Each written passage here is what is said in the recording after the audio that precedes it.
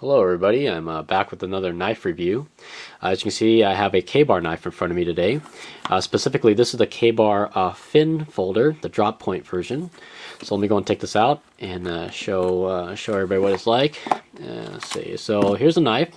Before I begin, let's go and I gotta show you this. This is a little mini catalog that Ka-Barr included with this knife, and I love it when knife companies do this. So kind of nice. They show off their products along with the shipment of their knives here.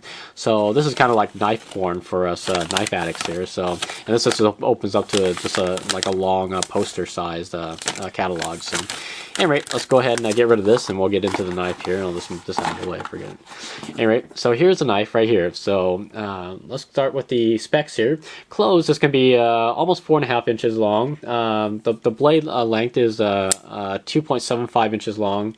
And overall it's going to be just under a 7-inch long knife. Now this is a relatively decent size for everyday carry, but weight wise this thing comes in at a hefty 5.6 ounces. And this uses OS 8A steel, and the handle material is stainless steel, which probably explains why it's so heavy. It is made in Taiwan. So let's go and begin. So let's go and start with the overall size here. So you can tell it's a very wide knife. I mean, this is not a thin knife at all. It's thin this way, but you know, overall, this the profile-wise is not very thin. It is not very long though, as you can see. I can almost palm it with my entire hand here. This nice black finish you see here, it looks very nice, but it's very slippery. So let me have that lead into my handle ergonomics here. Ergonomically, it's very nice in the hand. I mean, your fingers just kind of fall into this nice little choil here, and it prevents you from slipping up onto the blade just perfectly fine, be it like a reverse grip or just your standard grip here, which is very nice because again, this handle material is so slippery that if this wasn't here, you wouldn't even have to stab anything. Just your normal cutting tasks like this motion, your fingers probably slip up right onto the blade. This is really that slippery. I'm not joking. And furthermore, there's some moderate amounts of jimping on the actual handle itself. Here you can see a little bit there. Again, useless, because not only are these this jimping here rounded off, but the black coating really does not help you know, keep your hand from sliding. That includes this little jimping here as well. So. And because it's so thin, people with larger hands, you're going to have a little hard time holding on to it. Especially if you have cold hands, you're really definitely going to have a hard time holding on to this knife. It's very slippery. So, at any rate, so while we're zoomed in, let's take a look here. This knife features a nice pocket clip. And the reason I like it is because it's a relatively low ride and it's a slim profile. So the pocket clip doesn't stick out as much. Plus, it's 4-position mountable. So it's drilled and tapped on all 4 corners. There is a pivot screw here. Now this knife is a pillar designed, as you can see, so you can blow out any kind of dirt and grit if you get anything in there. It is a frame lock, and it has a nice little lanyard hole on the very back here.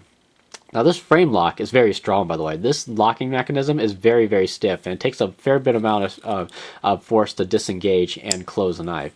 The lockup is extremely strong. There's no blade play whatsoever, left, right, up, or down. So I'm very impressed with the lockup on this knife completely. And the other thing I thought was very, very neat is the fact that this folder here, it doesn't really seem like it has any like spacers in it. I mean, it's just nice. It swings out very, very easily. So, and like I said, it locks it very, very tightly. Well, I guess it does have spacers. And what am I saying? But yeah, it's a very smooth knife. So, I really like it. And you can hear that. Listen to that lockup sound. It just sounds like it's just a solid lockup. So I highly enjoy it. I highly enjoy listening to this knife locking up. So anyways, let's continue on here. Let's go ahead and go on to the blade. Blade, it's a very wide blade, and I don't know what their complete intent with this blade was, but I think it's just they wanted to have a very, very strong blade because, as you can see, the grind doesn't start in the middle or anything. It starts very, very like low and deep into the actual blade itself. There's a small swedge taken out here, so it almost makes it look like they want to have this to be usable for piercing tasks, but it's a very wide blade. I don't really know what you could pierce into this thing. Cutting wise, I mean, again, look how low that hollow grind starts. So I don't know. I don't really know what they're trying to do. But at any rate, this does feature a gigantic, generous thumb hole here. So it's very nice, and you can readily access it. But again, because of the slippery handle material, your fingers start to slip off as you try and push, on this thumb hole here. So now the overall opening and closing is very ambidextrous. So there you go, and even while I'm opening it now, I can already feel the knife kind of slipping out of my hands. So it's not very useful that way. Now, I say if you have cold hands, definitely do not try and open this knife at all. So now again, this is Osate A steel, so occasional touch-ups on the blade, cutting edge will be needed probably. This isn't like S30V or anything like that.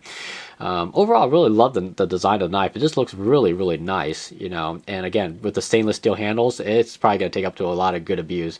And this nice thick blade here too as well. So now let me go and set this down really quick. I'm going to show you what this knife looks like next to an average size knife in my opinion, which is the full size Benchmade Griptilian. So you can tell it's shorter than the Griptilian, but it looks much larger only because it's such a thick, wide blade. So but here's the thing too, because the Griptilian has these Neuro GTX plastic handles, it just feels very, very light in the pocket. This will be felt in your pocket. It's very heavy. Like I said, 5.6 ounces for such a small knife. This is no joke. If you put this in your pants pocket, yeah, you're gonna be feeling it. So luckily it's so thin. So I mean that's what I do like about it here. I'll show you next to the Griptilian, so you can see how much thinner this knife really is than the Griptilian handles. So at least it'll slip in and out of your pocket really, really nicely.